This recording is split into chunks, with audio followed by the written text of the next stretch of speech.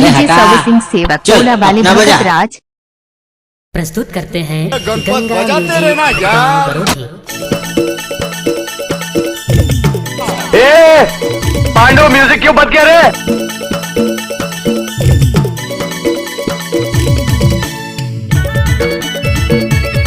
धमाका तो होना ही था।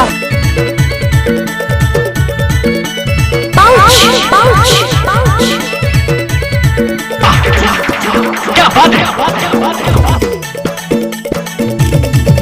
मीना के बजा झूलावा झूला तोला मीना के बजा मीना के बजा गणपत बजाना काय को बोलती है? मीना के बजा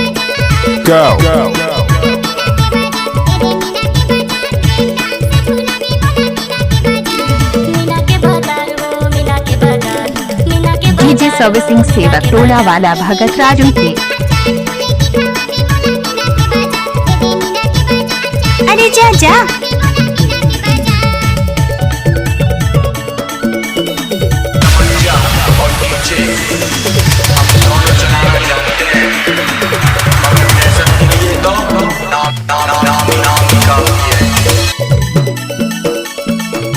उठाइए ना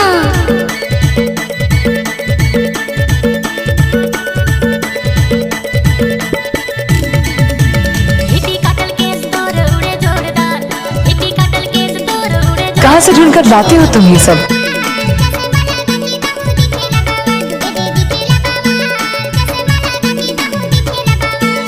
डीजे सर्विसिंग वाली भगत राज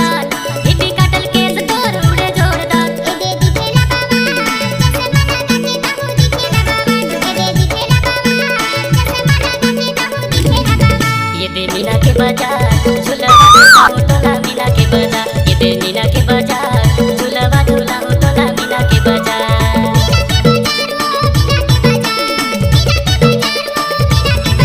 ये दे मीना के बाजार झूलावा झूला तोला मीना के बाजार ये दे मीना के बाजार झूलावा झूला तोला मीना के बाजार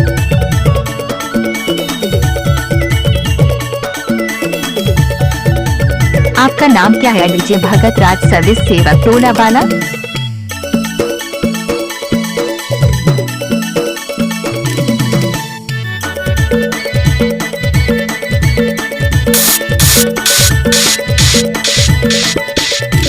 अंगूठीला तारी तारी बिछिया नी मार अंगूठीला तारी तारी बिछिया नी मार कुछ भी बोलते हो है ना? अंगूठीला तारी तारी बिछिया नी मार अंगूठीला तारी तारी बिछिया नी मार फूल है गुलाब का सुगंध आप लीजिए भगत राजू के रिमिक्स में गाना यूट्यूब में मजा लीजिए। ये दे मीना के बाजार झूलवा झूला तोला मीना के बाजार ये दे मीना के बाजार झूलवा झूला तोला मीना के बाजार क्या? ये दे मीना के बाजार झूलवा झूला तोला मीना के बाजार ये दे मीना के बाजार झूलवा झूला तोला मीना के बाजार ओ भाई नचाना।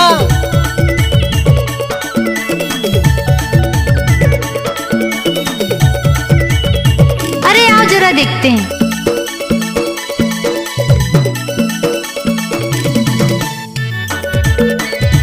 आपका नाम क्या है? डीजे भगत राज सर्विस सेवक टोला वाला घोड़ेला तारी तारी पायारी नी मार घोड़ेला तारी तारी पायारी अब नी तेरा क्या होगा रे कालिया?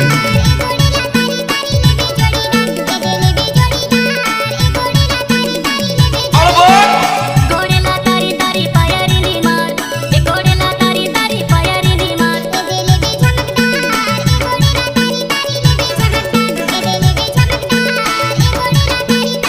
अंग्रेजी औलाद झूलावा झूला तोला मीना के बाजार ये दे मीना के बाजार झूलावा झूला तोला मीना के बाजार आपका नाम क्या है? डीजे भगत राज सर्विस सेवक टोला वाला ये दे मीना के बाजार झूलावा झूला तोला मीना के बाजार ये दे मीना के बाजार झूलावा झूला तोला मीना के बाजार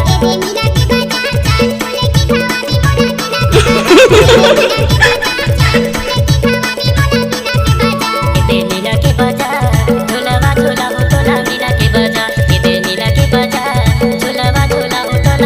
के बजा ला ला ला ला ला ला ला ला ला ला। नाम क्या आपका है नाम क्या है? डीजे भगत राज सर्विस सेवक टोला वाला। नए नए गाने सुनने के लिए हमारे YouTube चैनल को सब्सक्राइब करें एवं बेल आइकन को दबाना ना भूलें। धन्यवाद।